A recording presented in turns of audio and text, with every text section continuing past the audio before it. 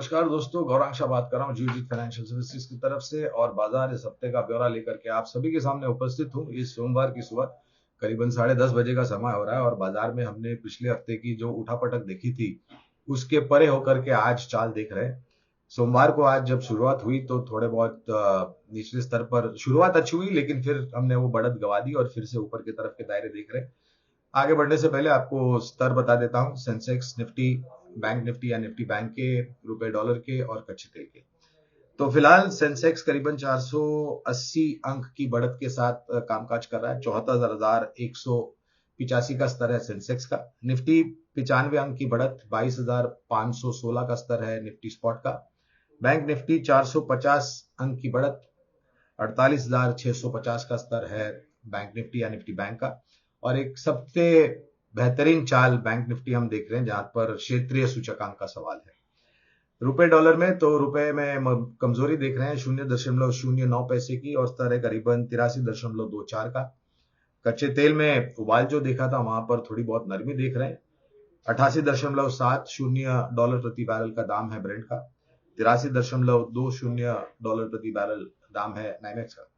ये गिरावट जो हमने कच्चे तेल में देखी है दोस्तों, वो ज्यादातर जो परिस्थिति खाड़ी में ईरान और इजराइल के बीच में थोड़ी बहुत शांति हुई है, इसका कारण है।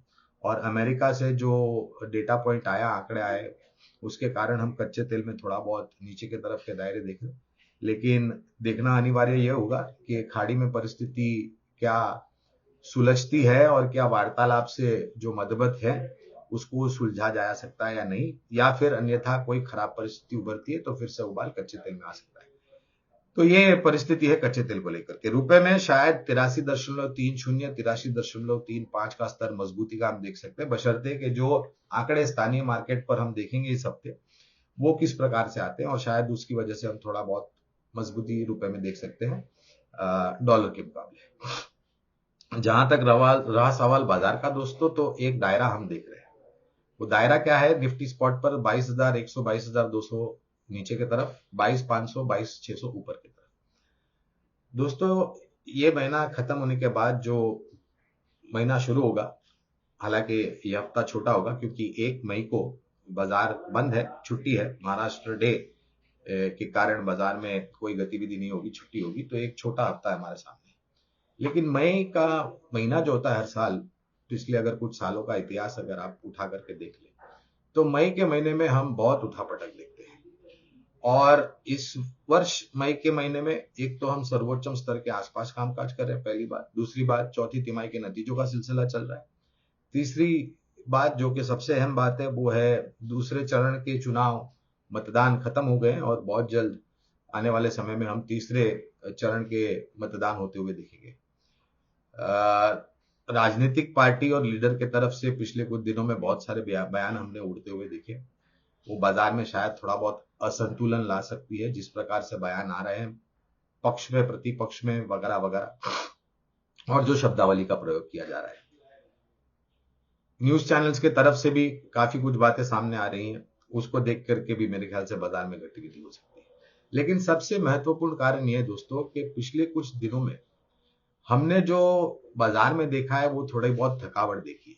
हालांकि ये भी वास्तविकता है कि पिछले कुछ समय में जब भी हमने निचला स्तर देखा है तो हमारे में उतना विश्वास और भरोसा है कि हम निचले स्तर से उभरे हैं, और उसका कारण ये है कि हम आज के तारीख में इस स्तर के आसपास खड़े हैं। लेकिन थकावट ऊपर के तरफ हम देख रहे हैं, क्योंकि जब कभी भी 22,500 के पार जाता है बाजार और कोशिश करता है 22,600 को निर्णायक तरीके से निकालने के लिए, तो मुनाफा वसूली हावी हो जाती है। ये एक बार नहीं, कई बार हुआ है। पिछले एक महीने में अगर आप चाहें, 1-1.5 महीने में आप निफ्टी या सेंसेक्स का चार्ट देख लें और ऊपरी स्तर से बिकवाली क्या स्तर पर आती है, तो आपको मेरे ख्याल से एक छवि पूर्ण रूप से दिखाई देगी मैं क्या बात कर रहा हूं। तो ये और मई का महीना, हर साल मई के महीने में 1-2 साल को छोड़ करके निरंतर अक्सर हमने देखा है कि बाजार में थोड़ी बहुत गिरावट आती है। तो एक तो थकावन स्क्रीन पर पिछले महीने में ऊपरी स्तर पर बिकवाली हावी होती है, दूसरी तरफ चौथी तिमाही के नतीजे, तीसरी तरफ चुनाव की परिस्थिति, चौथी तरफ खाड़ी में थोड़ा बहुत परिस्थिति को लेकर के अनिश्चितता का वातावरण, और अमेरिका में बॉन्ड मार्केट को लेकर के, ब्याज दरें को लेकर के थोड़ी बहुत चिंता है।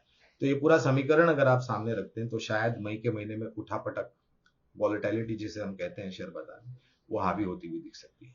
लेकिन क्योंकि हमने सक्षमता है, मजबूती है और भरोसा है हर नीचे के तरफ के पड़ाव ऊपर के तरफ में तब्दील करने की, तो ये भी हो सकता है कि हम सर्वोच्चम स्तर को पार करके 23,000 के पास भी जा सकते हैं। लेकिन इसके लिए हमारी तैयारी ये होनी चाहिए, पहले तो छोटी मध्यम अवधि में उठापटक झेलने की क्षमता, दूसरी तरफ खबरों को पचाने की ताकत, और तीसरी तरफ हमारा आश्वासन कि हम यहां से और बेहतर कर सकते हैं।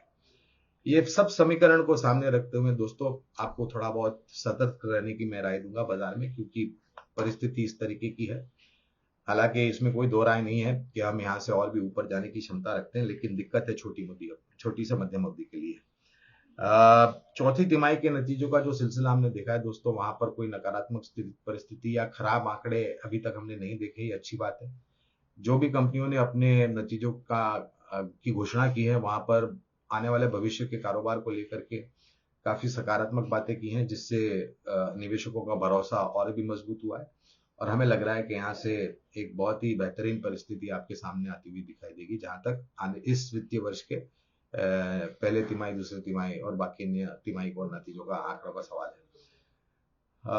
रुपए में जैसे हमने बताया 83.30, 83.35 आंकड़ों पर निर्भर करेगा। और इस हफ्ते, हालांकि एक छोटा हफ्ता है, लेकिन आंकड़ों को लेकर के काफी कुछ आंकड़े आएंगे। एक तो चौथी तिमाही के नतीजे, दूसरी तरफ स्थानीय मार्केट में से कुछ आंकड़े आएंगे, और अमेरिका से, यूएस फेड की तरफ से टिप्पणियां वगैरह वगैरह।